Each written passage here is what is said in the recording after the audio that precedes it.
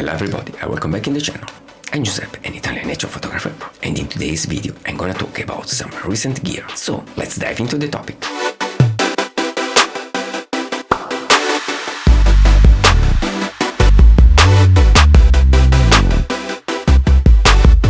Let's talk about gear, nature photography gear. You know, I'm addicted to nature and I keep an eye always on brands and news, because I want to understand how is moving the photography market. Furthermore, I'm interested in everything can be used for my passion, nature photography.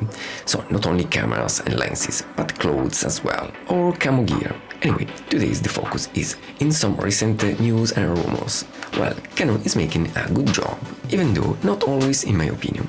The last camera just announced, the EOS R100, is an entry-level APS-C camera with a sensor of 24 megapixels, 3.5 fps and 4K at 24 fps video. Looking at images of the camera, it's clear it's a super entry-level. Numbers talk clear, because only 3.5 fps with autofocus are really little, but without autofocus it works at 6.5 fps. Not many, but better than nothing. The sensor doesn't have internal stabilization, so you need lenses with that. The autofocus works with 143 points for still and 174 videos. Furthermore, it recognizes human faces and eyes as well, but not animals' eyes, and maybe animals either. ISO goes from 100 up to 12,800, and for an APS-C camera is okay.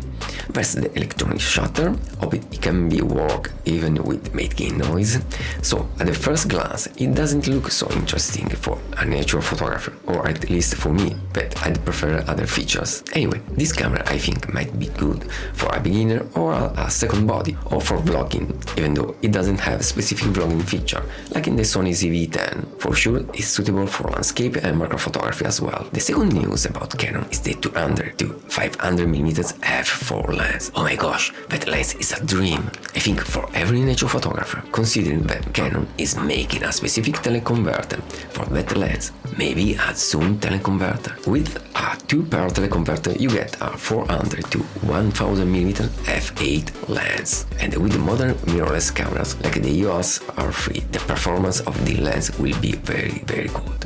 To be honest, I'd like to have a lens like that from Sony, maybe a 200 to 600mm f4 lens, and maybe with a built-in teleconverter like the Nikon 600mm f4. Always speaking about Canon, there's rumors about the new flagship, the EOS R1.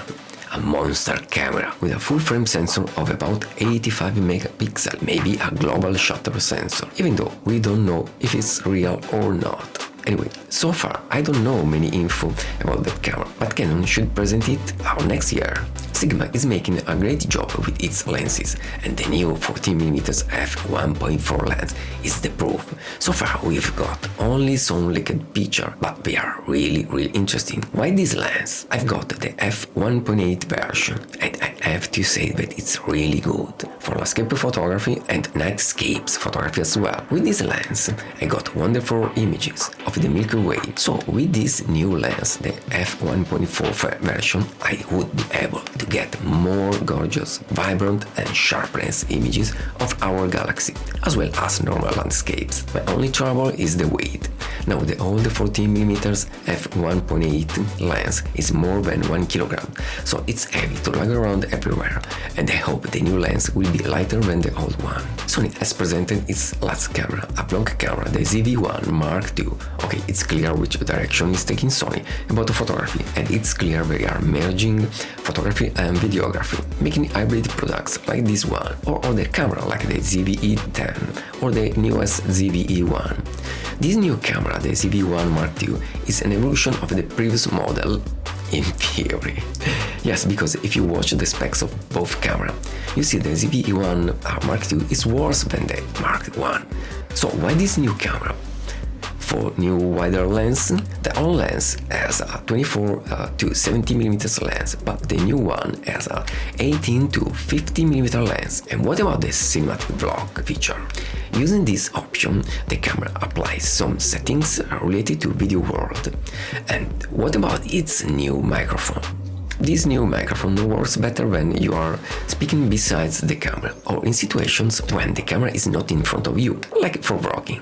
Well, the ZV-E1II has other new features, like the new menu system, but my final question is, does all this stuff worth the price of this new camera? And how many of you are interested to this new camera? Actually, I don't know, but if Sony made it, I suppose someone will be interested to it. Okay, Nikon has presented its new camera, the Z8, just a couple of weeks ago, and it looks really great. If you are following some content creator, it looks that there is some issue with this new camera. Because it looks that it has some heating problem. Indeed, a YouTuber, Matt Granger, has made a comparison with the other Nikon camera, the Z9. You know, the Z8, it's pretty similar to the Z9 in terms of features. The only difference is about the battery, because the Z8 doesn't have the battery grip integrated in the body. So the battery is smaller than the Z9. The other biggest difference is the overheating issue. Indeed, when you are recording some video with the Z8, in some specific video, the camera stopped recording because of the heat made by the camera itself. So for Nikon, I think they have to work hard to resolve this issue, and I don't know if they are be able to do it. But let's see what happens. Well guys, I hope being useful in some way. In case, tell me in the comment section below, and don't forget to give me a like and subscribe to the channel. Thanks for watching, see you in the next video, bye bye!